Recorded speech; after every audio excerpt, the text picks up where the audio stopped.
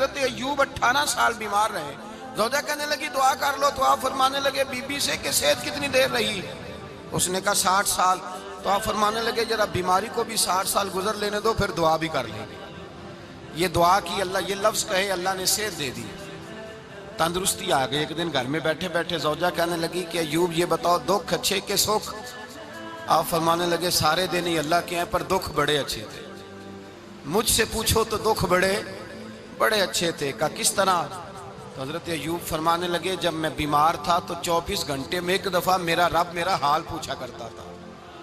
ایک دفعہ میرا اللہ پوچھتا تھا ایوب تیرا حال کیا ہے؟ فرماتے ہیں 12 گھنٹے تو لذت ہی رہتی تھی کہ میرے رب نے میرا حال پوچھ لیا ہے، اور اگلے 12 گھنٹے میں انتظار کرتا تھا مالک حال دوبارہ کب پوچھے گا. فرمانے لگے اب صحت تو ہو گئی ہے پر اب میرا رب میرا حال تو نہیں نہ پوچھتا. بھائی مشکلات جو ہوتی ہیں وہ تو تجھے سجا دیتی ہیں، سوار دیتی ہیں. تجھے یاد آتا ہے کوئی اپنا، جب تجھے درد ہوتی ہے نا، تکلیف ہوتی ہے، پھر تیرا دل کرتا ہے کوئی کندھا ملے جہاں میں سر رکھ کے رہوں. پھر اسی لیے تو کسی درویش سے کسی نے پوچھا تھا اپنا کون ہوتا ہے؟ تو کہا جو تجھے دکھ کے وقت یاد آئے وہ تیرا اپنا ہے. جو تجھے عین آزمائش کے وقت یاد آئے اور تجھے اس کا نمبر فوراً تیرے موبائل پہ چلنے لگے وہ تیرا اپنا سجن ہے جس کو تو دکھ کے وقت یاد کرے. تو بھائی مشکلات کے بعد جو اللہ آسانی دیتا ہے. حضرت ابراہیم کو آگ میں بھی پھینکا گیا، حضرت ابراہیم علیہ السلام کو ستایا بھی گیا، نکالا بھی گیا، لیکن جب ان مشکلات سے گزرے تو میرا رب فرماتا ہے وَإِذِ ابْتَلَىٰ إِبْرَاهِيمَ رَبُّهُ بِكَلِمَاتٍ فَأَتَمَّهُنَّ قَالَ إِنِّي جَاعِلُكَ لِلنَّاسِ إِمَامًا. کہا جب ابراہیم پورے اترے تو پھر ہم نے انہیں امام بنا دیا. یا اللہ کس طرح کی امامت دی؟ فرمایا میں نے اتنی اعلیٰ شان عطا کی ہے کہ اپنے لاڈلے رسول کو جناب ابراہیم کی نسل میں پیدا فرما دیا ہے. میں نے مصطفیٰ کو ان کی نسل میں پیدا کر دیا، قیامت تک کے لیے ان کا وقار بڑھا دیا. اللہم صلی علی محمد وعلی آل محمد کما صلیت علی ابراہیم وعلی آل ابراہیم. ان کی عظمت بڑھا دی اس لیے کہ جب وہ آزمائش سے گزر کر کے آئے پھر جو آسانی دی. میرے نبی پاک صلی اللہ علیہ وسلم نے دین ابراہیمی کی بہت ساری چیزوں کو رکھا، کہا میں ملت ابراہیمی پہ ہوں. جب کوئی مشکلات کو عبور کر کے آتا ہے، جب کوئی تکلیفیں سہ کر کے آتا ہے، اس کے لیے جو اجر ہوتا ہے، اس کے لیے جو پھر اللہ کتنی ذرا بڑی توجہ کیجئے گا.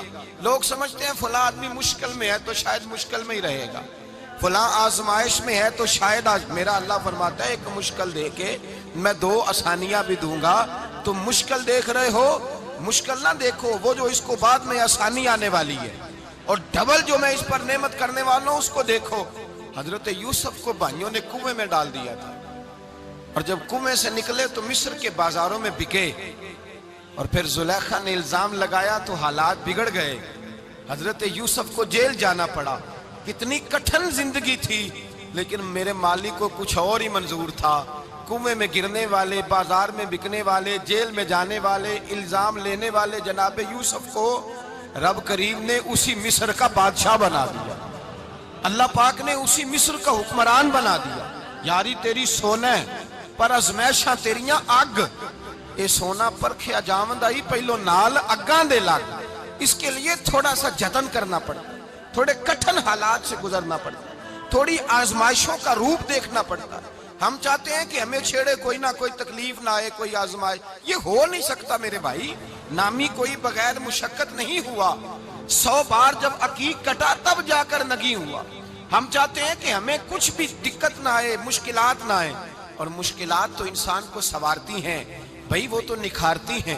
کبھی پوچھا کرو جا کر کے کسی گندم کے دانے سے کہ تو کہاں سے ہو کے آیا ہے، کہاں سے نکل کے آیا ہے، تو وہ بتلائے گا کہ بڑے مشکل مراحل سے گزرا ہوں اور پھر اللہ نے مجھے طاقت دی ہے کہ میں انسان کے وجود کا حصہ بناؤں.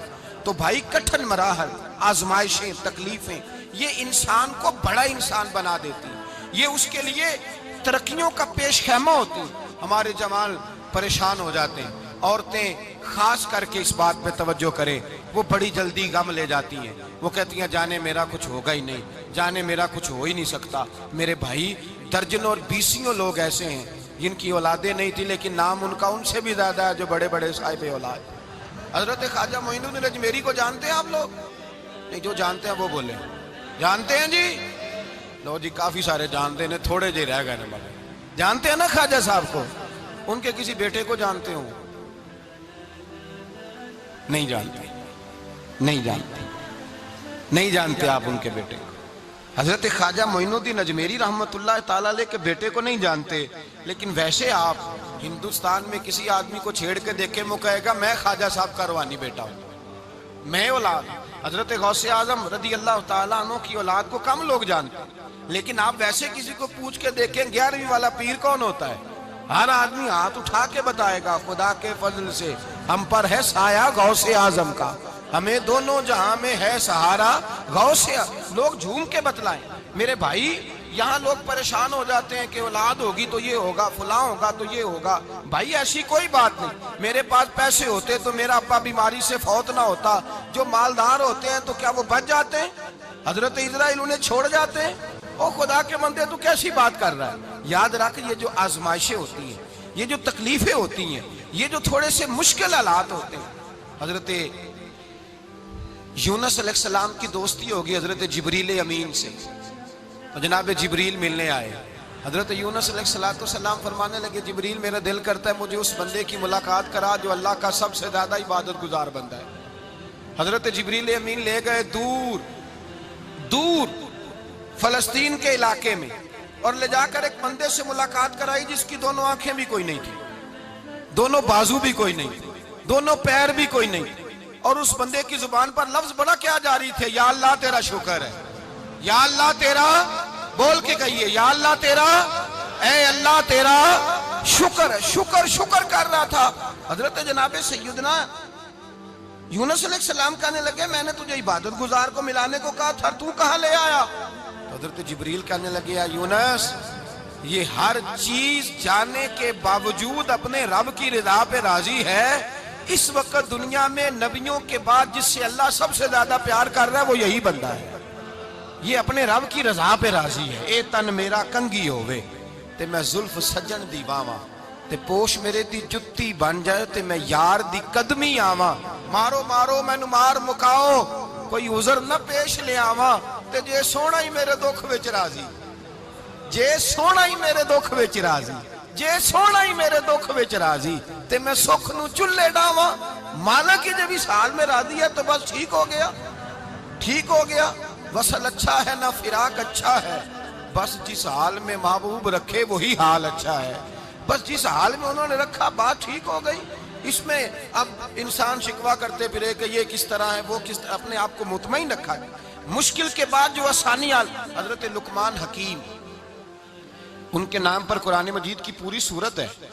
حضرت لقمان حکیم علیہ رحمہ آپ اپنے بیٹے کو نصیحت کر رہے تھے, کہنے لگے بیٹا کو مشکل آئے تو گھبرانا نہیں, کوئی مشکل آئے تو کرے بیٹوں کو سمجھ آ جائے کہ مشکل آئے تو, سمجھ آ رہی ہے بات کی, مشکل آئے تو.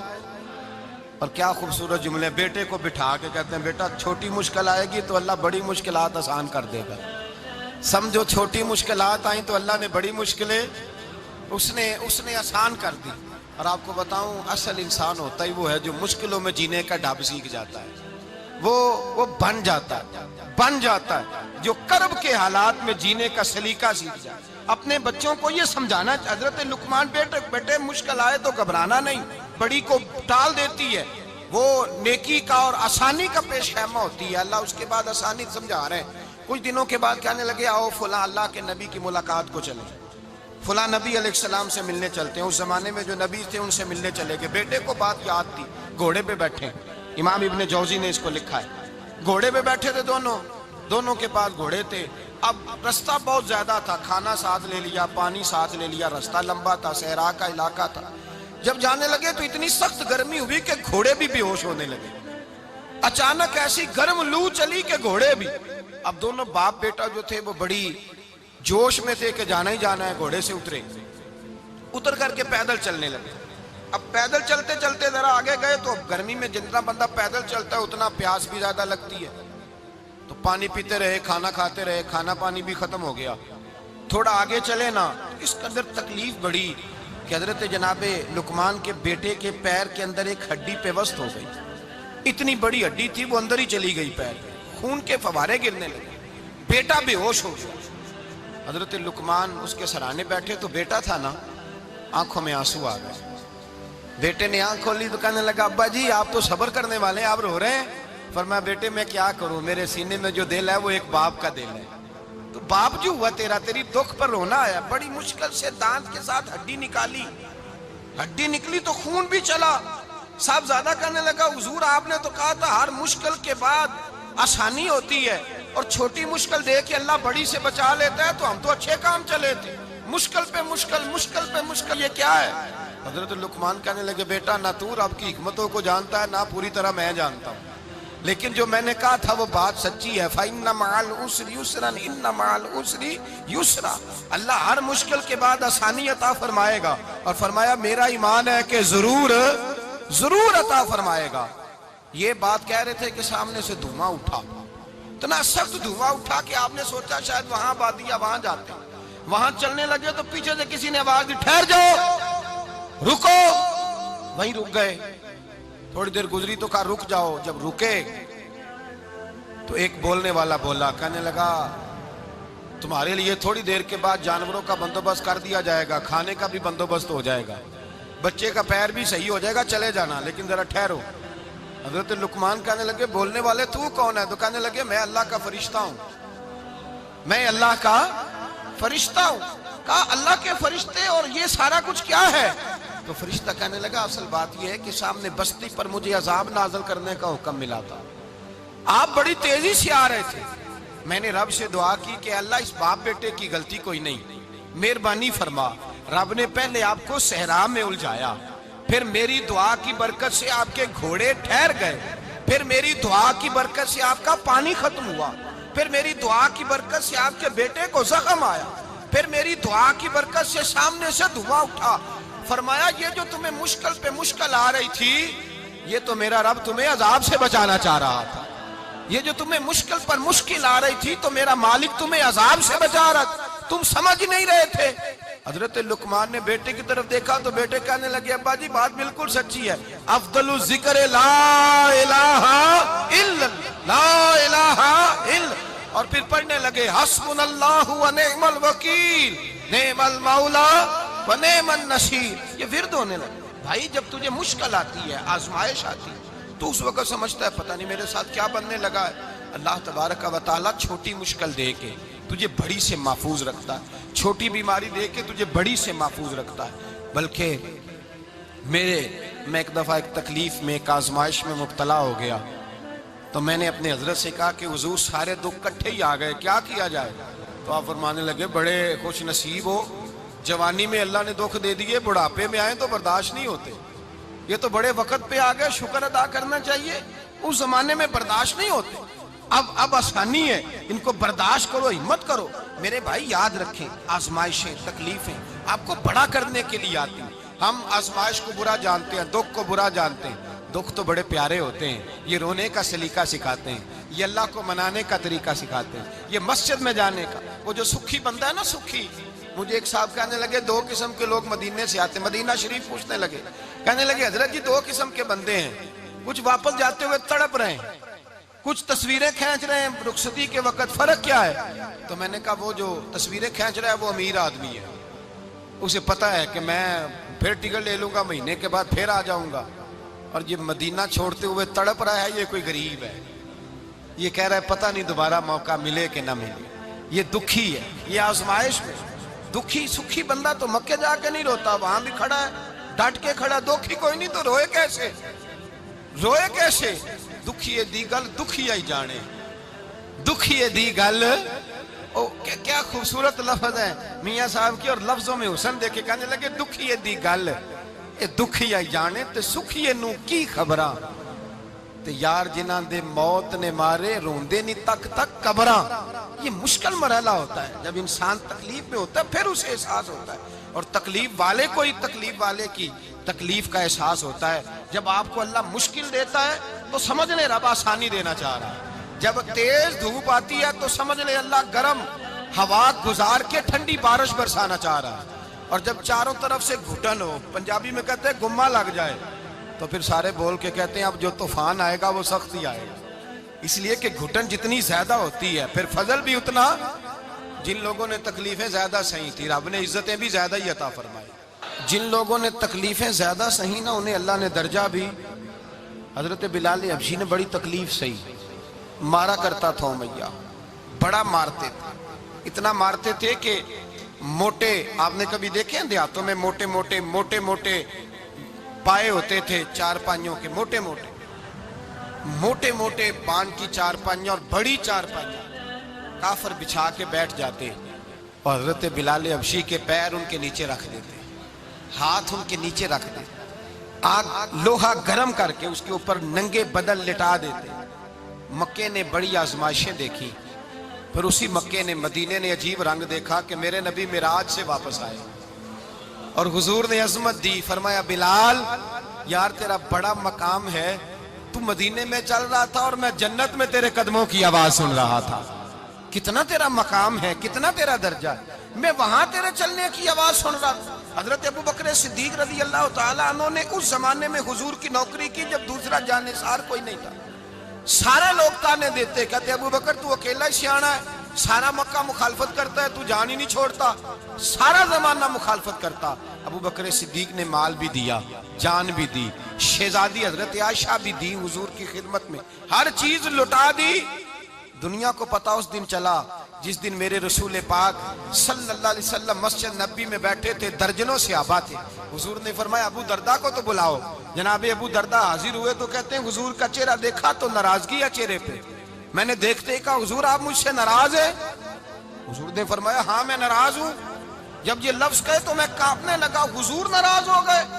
میں نے کہا یا رسول اللہ میری غلطی. تو نبی پاک نے فرمایا تو میرے ابو بکر کی عظمت نہیں جانتا؟ حضور جانتا ہوں. حضور کیا ہوا؟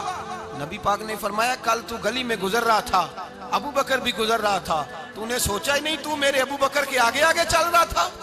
یہ خیال ہی نہیں آیا, تجھے پتا نہیں کہ جس نے میرے ساتھ نیکی کی میں نے بدلہ چکا دیا ہے.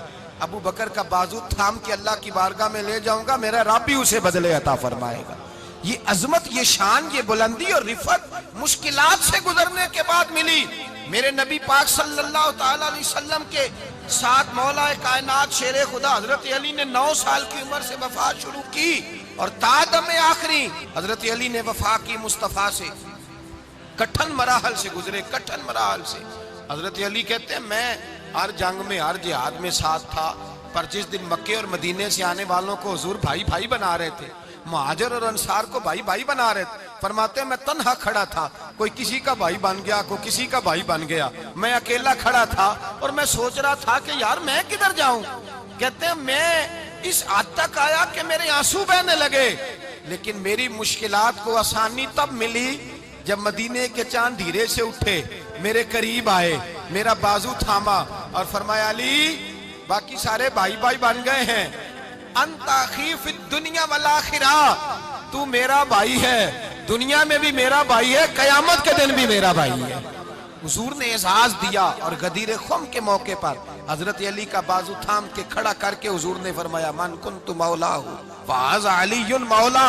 فرمایا جس کا میں مولا ہوں اس کے علی بھی مولا ہے. محبوب پاک سید عالم صلی اللہ علیہ وسلم نے جن لوگوں نے مشکلات برداشت کی پھر ان کو اعزاز ملا, ان کو درجے ملے, ان کے لیے جو آسانی. حضرت عثمان غنی نے صحابہ میں سب سے زیادہ مظلومیت کاٹی, سب سے زیادہ مظلومیت. 40 دن پانی بند رہا, کھانا بند رہا, تکلیف اور آزمائش کا وقت ہوا. امام جلال الدین سیوطی رحمت اللہ تعالیٰ علیہ الحاوی للفتاوی میں لکھتے ہیں, کہتے ہیں جب حضرت عثمان غنی پر کھانا اور پانی بند تھا, ایک شام حضرت عبداللہ بن سلام ملنے گئے. اس شام, اس صبح جس شام حضرت سیدنا عثمان غنی شہید ہوئے, جناب عبداللہ ابن سلام کہنے لگے عثمان تیرا کیا حال ہے, کس پوزیشن میں ہے؟ تو کہتے ہیں جناب عثمان غنی کہنے لگے عبداللہ آج میں بڑا سکھ میں ہوں. کہا 40 دن بیت گئے, کھانا نہیں آیا, پانی نہیں آیا, تو آج کیوں سکھی ہو؟ فرمانے لگے آج مدینے کی سامنے والی گلی میں میں نے مصطفیٰ کا دیدار کیا ہے, اور نبی پاک صلی اللہ علیہ وسلم نے فرمایا عثمان اگر تو کہے تو تیرے لیے پانی کا بندوبست کر دیا جائے, تیری مشکل آسان ہو جائے, اور اگر تو کہے تو تیرے لیے وہ آسانی کی جائے کہ آج تو میرے پاس آ کے روزہ افطار کر لے. تو حضرت عثمان غنی کہنے لگے میں نے مصطفیٰ سے عرض کیا حضور مجھے یہاں کا سوکھ نہیں چاہیے، مجھے وہ آسانی چاہیے جو آپ کے پاس افطار سے ملے گی۔ فرمانے لگے آج میں رخصت ہو جاؤں گا، افطار رسول اللہ کے پاس کروں گا۔ حضرت عبداللہ ابن سلام فرماتے ہیں پھر اس شام حضرت عثمان شہید ہو گئے۔ لوگ کہنے لگے عثمان شہید ہو گئے، اور میں کہنے لگا نہیں، انہوں نے جا کے نبی پاک کے دسترخوان پہ روزہ افطار کر لیا ہے۔ روزہ افطار بھائی، پھر بعد میں جو آسانی ملی ان لوگوں، جو ان لوگوں کو درجات نصیب ہوئے، کٹھن حضرت عبداللہ مزنی حضور کے غلام تھے، قبیلہ مزن کے رہنے والے، والد فوت ہو گئے، چچا نے پالا تھا، اسلام قبول کر لیا، چچا اسلام